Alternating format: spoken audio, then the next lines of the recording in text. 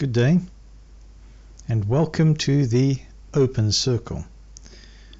I appreciate various ones may be here at different time zones throughout the planet. We thought for today's discussion we could pay some special attention, some time, reflecting together on something that may be very important, more important than the actual subjects that we discuss in the Open Circle, and that is reflecting on how we gather, how we listen, how we speak, and how we make room for one another. And perhaps most importantly, what responsibility each person has in a healing circle toward every other person that is sitting within it. The Open Circle has been talking about ethics. There's a focus. So, because an open circle is not just a live stream, it's not just a debate forum, it's not merely a place to perhaps vent.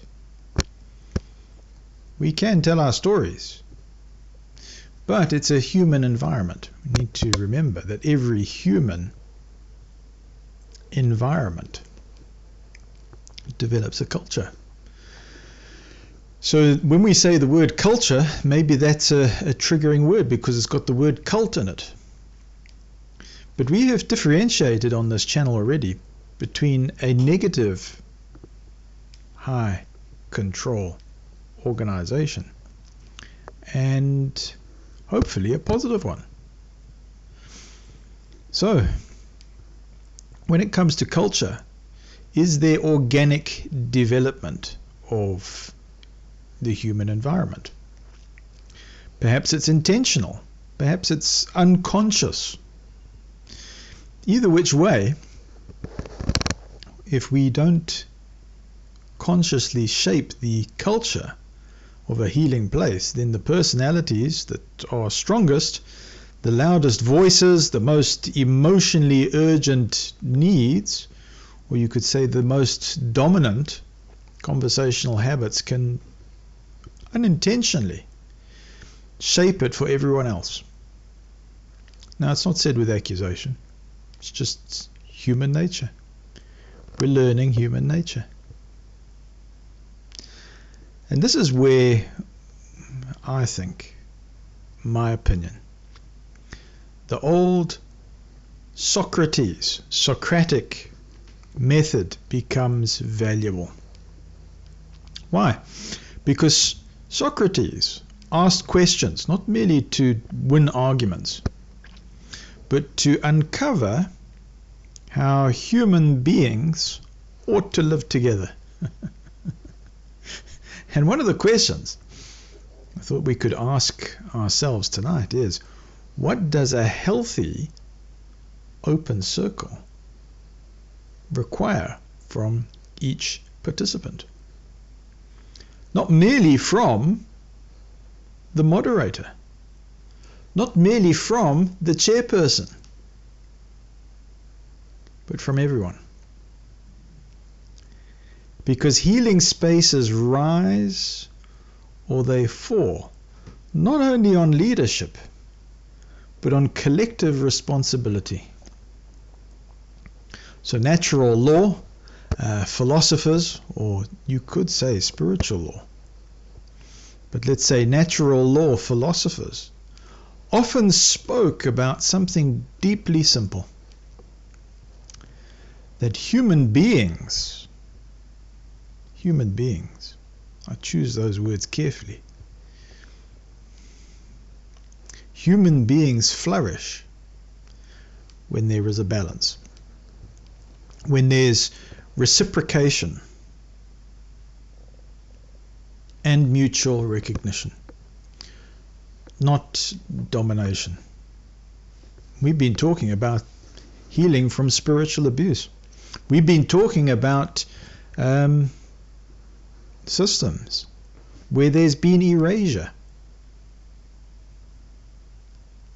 We've been looking at hierarchies where persons are not valued. There's no worth. Person is replaceable. A person is expendable. But the open circle has an opportunity to build mutual recognition, to recognize another human being as fully real as oneself. And so, in my opinion, for our open circle, I wanted to bring this as a topic because it should be profoundly important in survivor communities, in communities that are seeking to develop the best human potential, to help persons not just survive but surpass whatever difficulties they've had, the blows that have come from a negative high control situation. So many people who come into spaces like this, they've experienced of years of not being heard. They've had years of suppression, years of fear, years of having their voice managed, corrected, punished, minimized, or spiritually overridden. We know this. So naturally, when persons finally find freedom, there is something beautiful that happens. The voice begins to return.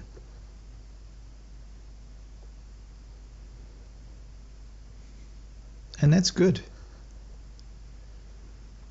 But there's also a difficult transition that comes afterward.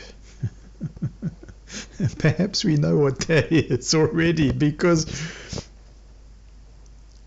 freedom of voice is not yet the same thing as shared space. And if we're not careful, pain itself can accidentally become loud enough that others disappear behind it. Now again, this isn't condemnation. It's something that almost all human groups struggle with. They grapple with this.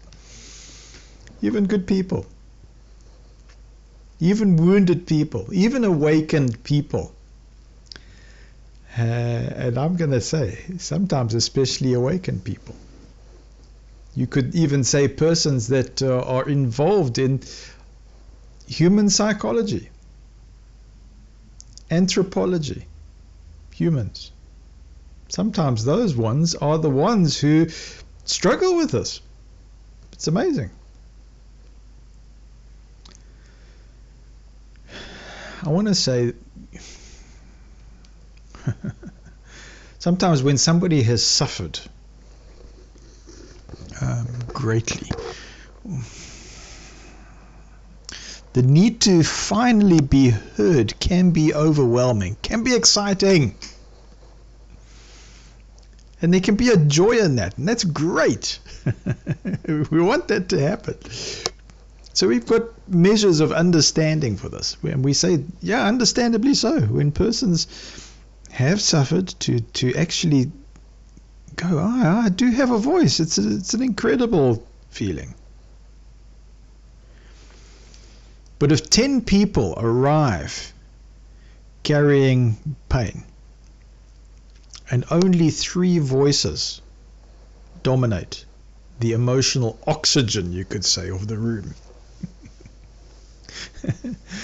then 7 people may quietly begin disappearing.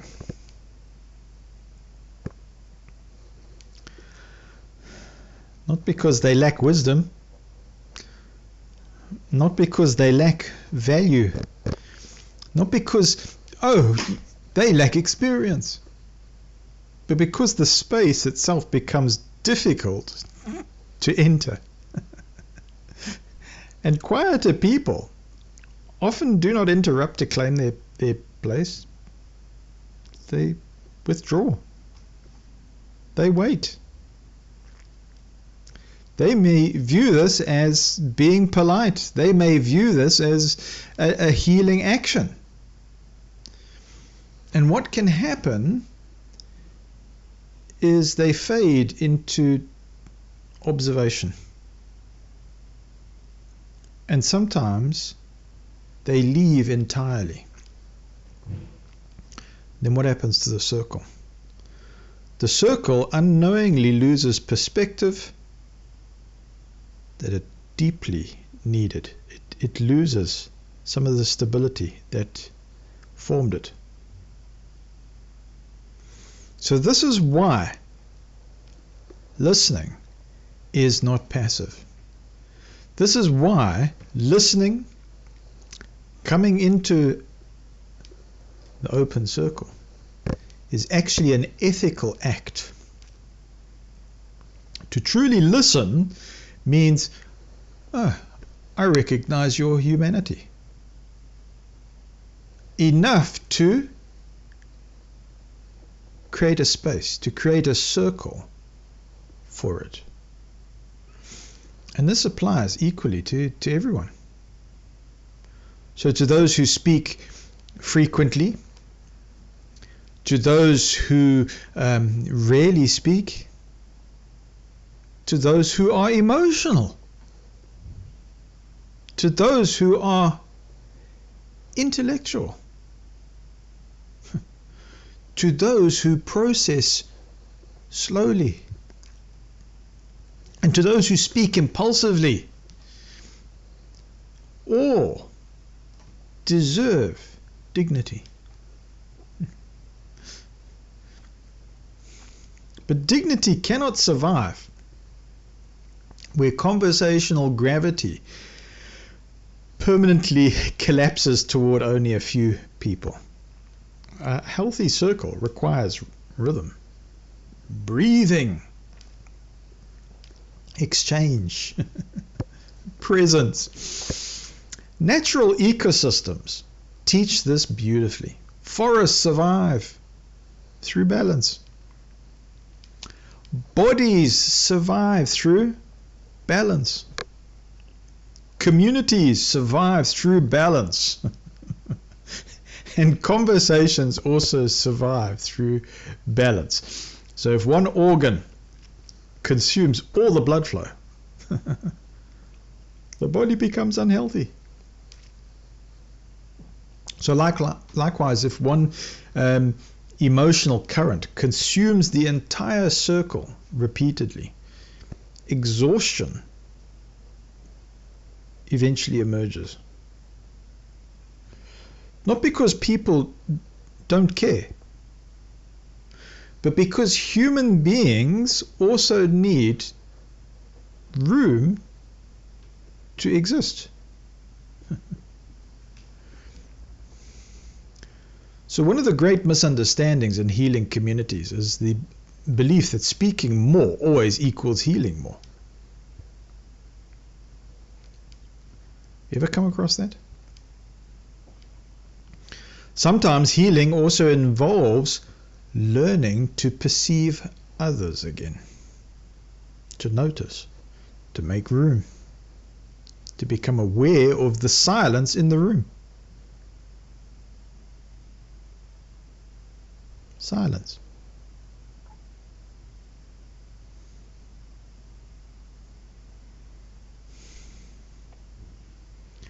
Sometimes the quieter person is carrying something immensely profound, but cannot find an opening large enough to step through. So, would it be fair to now bring this to the open circle's awareness as a step forward? To say, let's have an opportunity to ask everyone tonight, is this an important matter to consider? Do you think this is something that's valid, something that we should think about? How about a few gentle questions to, oil the circle? Not rules, not accusations, just questions. So here's what I'm going to ask myself. When I speak, do I leave space behind me? When I share, do I remain aware that others are waiting? I've looked at some of the videos and I look and I see and I go, Matt, could I have been more aware of the surroundings? Did I have enough mental bandwidth to be able to consider others? Can I feel the atmosphere of the room? Am I sensing what's going on? Can I notice when someone else hasn't spoken for a long time? Ooh.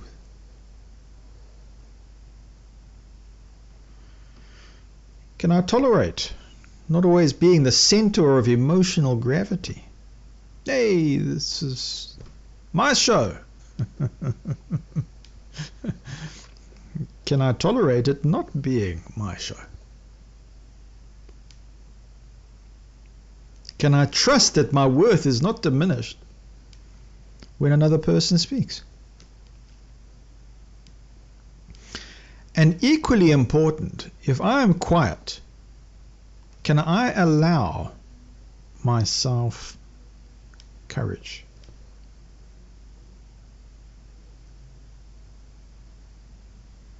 Can I trust that my voice matters too? Can I take the risk of entering the circle?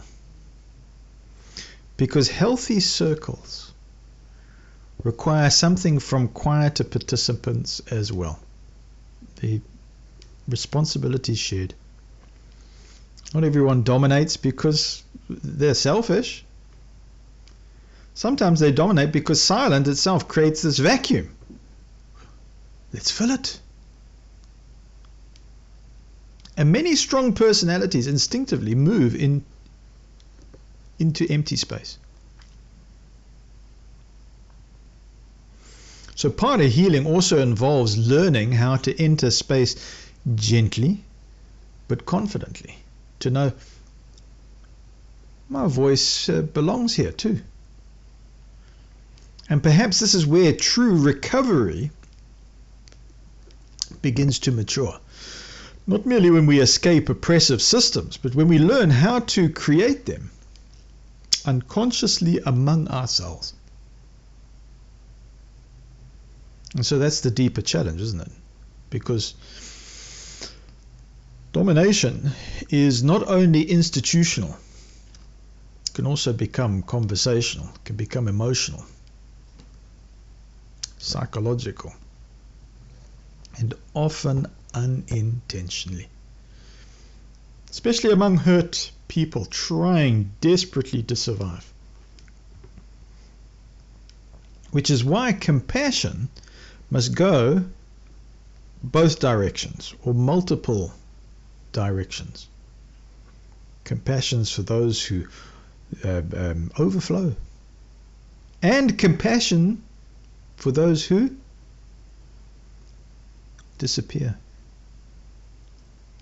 So compassion for those processing trauma aloud, and compassion for those who silently waiting for the room to breathe.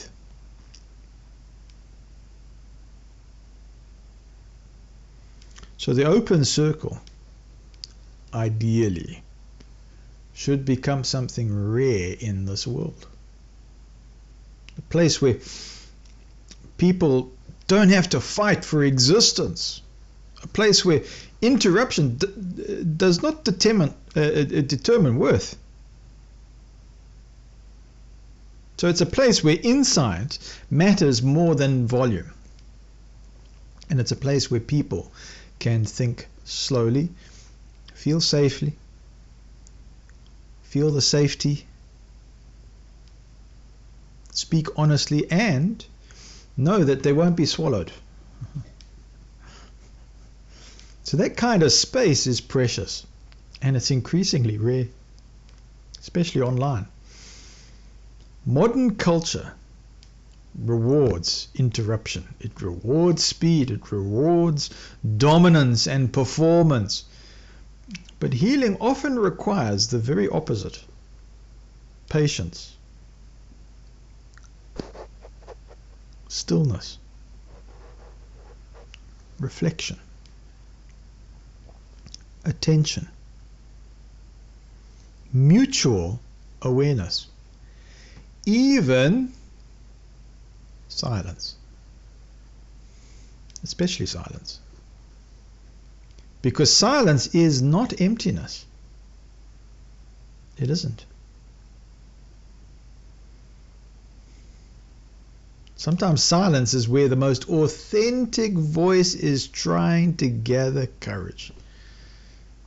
And if we rush to fill every silence, we may accidentally silence someone else's becoming. So tonight or today, whatever our time zone, as we continue our discussions together, do you think it's fair to ask that we all become conscious custodians of the space we share? Not policemen, not controllers, but custodians, caretakers of atmosphere, caretakers of dignity, caretakers of mutual presence.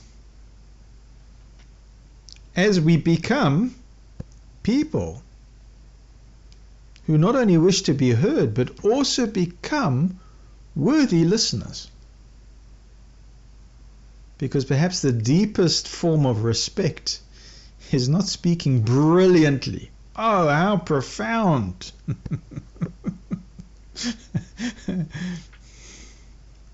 Perhaps it's helping another human being feel visible. And in circles devoted to healing spiritual abuse, trauma recovery, awakening, and human restoration, that may matter more than almost anything else. So I want to say thank you to everyone. I appreciate each of you being here in this open circle tonight, today, again, whatever time zone. And with deep-seated feeling, I hope that this open circle becomes something that we build together, consciously, compassionately, and courageously, one conversation at a time. Look how far we've come. Thank you again. Shall we open the circle?